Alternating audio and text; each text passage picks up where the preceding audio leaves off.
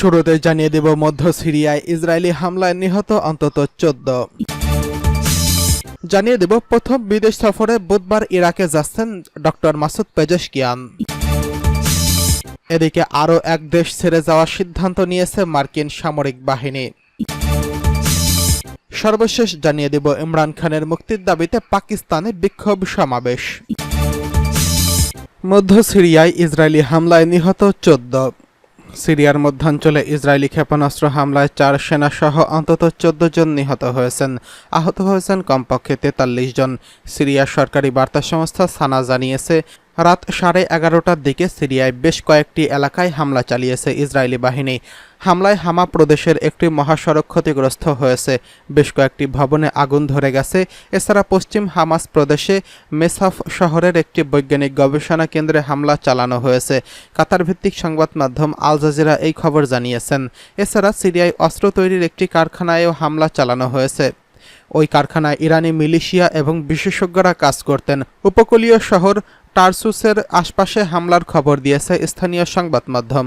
নাম প্রকাশে অনিচ্ছুক এক নিরাপত্তার কর্মকর্তা সানাকে জানিয়েছেন, লেবাননের আকাশসীমা থেকে সিরিয়ার বেশ কয়েকটি সামরিক স্থাপনার উপর হামলা চালিয়েছে ইসরায়েল। তিনি আরও জানান, সিরিয়ার বিমান প্রতিরক্ষা ব্যবস্থা কিছু ক্ষেপণাস্ত্র ভূপাতিত করেছে। তবে ইসরায়েলি সামরিক বাহিনী সিরিয়ায় তাদের অভিযানের বিষয়ে কোনো মন্তব্য করেনি। সংবাদ মাধ্যম জানিয়েছে, ইসরায়েলি জোটগুলো সিরিয়ার আকাশসীমা এড়ানোর জন্য লেবাননের আকাশসীমা থেকে হামলা চালিয়েছে, যেখানে রাশিয়া ও যুক্তরাষ্ট্র সহ বিভিন্ন আঞ্চলিক এবং আন্তর্জাতিক বাহিনী কাজ করছে। মেসাফের সরকারি হাসপাতালের পরিচালক জানান, হতাহতরা বেশিরভাগই বেসামরিক নাগরিক। তবে Syrian observatory for human rights বলছে, ইসরায়েলি হামলায় 1 পুরুষ এবং 4 সন্তান সহ 3 জন বেসামরিক নাগরিক নিহত হয়েছেন। তবে ইসরায়েলি সামরিক বাহিনী সিরিয়ায় তাদের অভিযানের বিষয়ে কোনো মন্তব্য করেনি। সংবাদ মাধ্যমগুলো জানিয়েছে, ইসরায়েলি জোটগুলো সিরিয়ার আকাশসীমা এড়ানোর জন্য লেবাননের আকাশসীমা থেকে হামলা চালিয়েছে, যেখানে রাশিয়া ও যুক্তরাষ্ট্র সহ বিভিন্ন আঞ্চলিক এবং আন্তর্জাতিক বাহিনী কাজ করছেন। মেসাফের সরকারি হাসপাতালের পরিচালক জানান, হতাহতরা বেশিরভাগই বেসামরিক নাগরিক। তবে Syrian observatory for human rights বলছে, ইসরায়েলি হামলায় 1 পুরুষ এবং তার সন্তান সহ 3 জন বেসামরিক নাগরিক নিহত হয়েছেন। তারা একটি গাড়িতে ছিলেন। এছাড়া হামলায় 4 সেনা নিহত হয়েছে। তাদের নাম পরিচয় জানা যায়নি। বাকি হতাহতদেরও পরিচয় পাওয়া যায়নি বলে উল্লেখ করেছে যুক্তরাজ্য ভিত্তিক যুদ্ধ পর্যবেক্ষক সংস্থাটি। সিরিয়ায় 13 বছর ধরে চলা গৃহযুদ্ধে এ পর্যন্ত কয়েকশো বিমান হামলা চালিয়েছে ইসরায়েল। বিশেষ করে ইরান সমর্থিত সশস্ত্র গোষ্ঠীগুলোকে লক্ষ্য করে এসব হামলা চালায় তারা।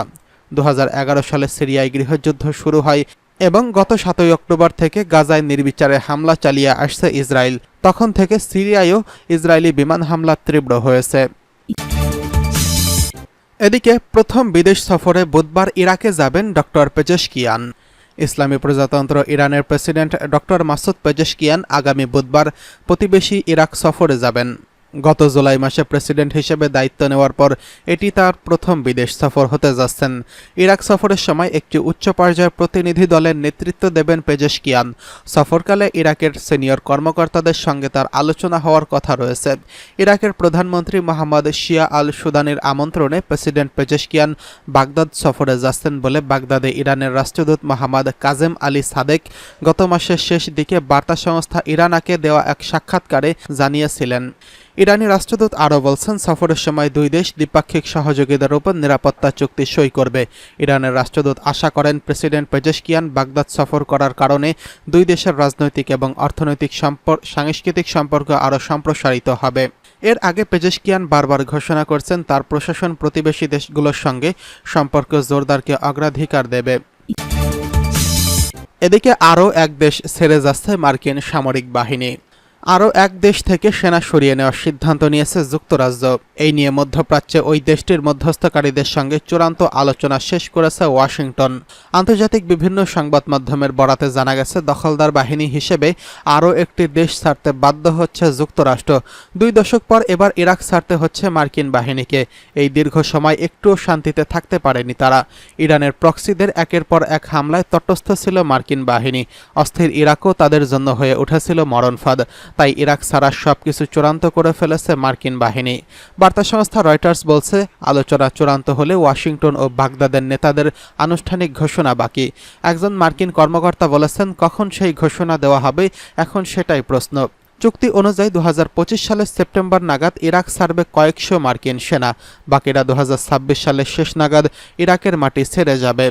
যুক্তরাষ্ট্রের এমন সিদ্ধান্তে অনেক সমালোচক খুশি হয়েছেন, তবে চিন্তার ভাঁজ পড়ছে মার্কিন নীতি নির্ধারকদের কপালে। তাদের উদ্বেগ এতে করে ওই অঞ্চলে ইরানের প্রভাব বাড়বে। ইরাকে থাকা প্রায় 2500 সেনা ভাগ্য নিয়ে চলতি বছর জানুয়ারিতে আনুষ্ঠানিক আলোচনা শুরু হয়। তবে ইসরায়েল গাজা যুদ্ধের কারণে চলমান উত্তেজনায় এই অঞ্চলের আলোচনার কিছুটা গতি ধীর ছিল। গেল 7 অক্টোবর থেকে ইরাকে মার্কিন বাহিনী অন্তত 70 বার হামলার শিকার হয়েছে। ইরাকে মার্কিন বাহিনীর উপস্থিতি নিয়ে দীর্ঘদিন ধরে বাগদাদ অস্বস্তিতে ছিল। দেশটি থেকে মার্কিন সেনাবাহিনীর প্রত্যাহারের ইরাকি প্রধানমন্ত্রী মোহাম্মদ শিয়া আল সুদানি সাম্প্রতিক মাসগুলোতে বেশ সরব হয়েছে। ইরাক থেকে মার্কিন বাহিনী চলে গেলে সবচেয়ে বেশি লাভবান হবে ইরান।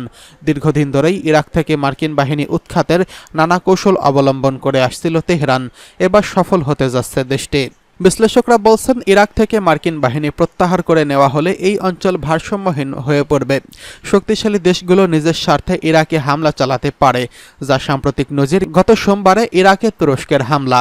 এছাড়া ইরান আরও বেশি শক্তিশালী হবে, পাশাপাশি শিয়া, সুন্নি এবং কুর্দি অধ্যুষিত ইরাকে প্রভাব বাড়বে ইরানের। এদিকে ইমরান খানের মুক্তির দাবিতে পাকিস্তানে বিশাল সমাবেশ।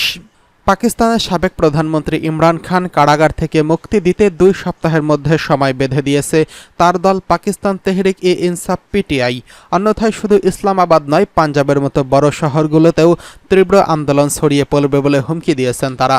বিভিন্ন মামলায় 1 বছরেরও বেশি সময় ধরে কারাবন্দী পাকিস্তানের তারকা রাজনীতিবিদ ইমরান খান রোববার 8 সেপ্টেম্বর তার মুক্তির দাবিতে রাজধানী ইসলামাবাদে বিশাল জনসমাবেশের আয়োজন করছিল পিটিআই। গত ফেব্রুয়ারিতে বিতর্কিত জাতীয় ও আঞ্চলিক নির্বাচনের পর এই প্রথম শক্তি প্রদর্শনে নামল এই দলটি।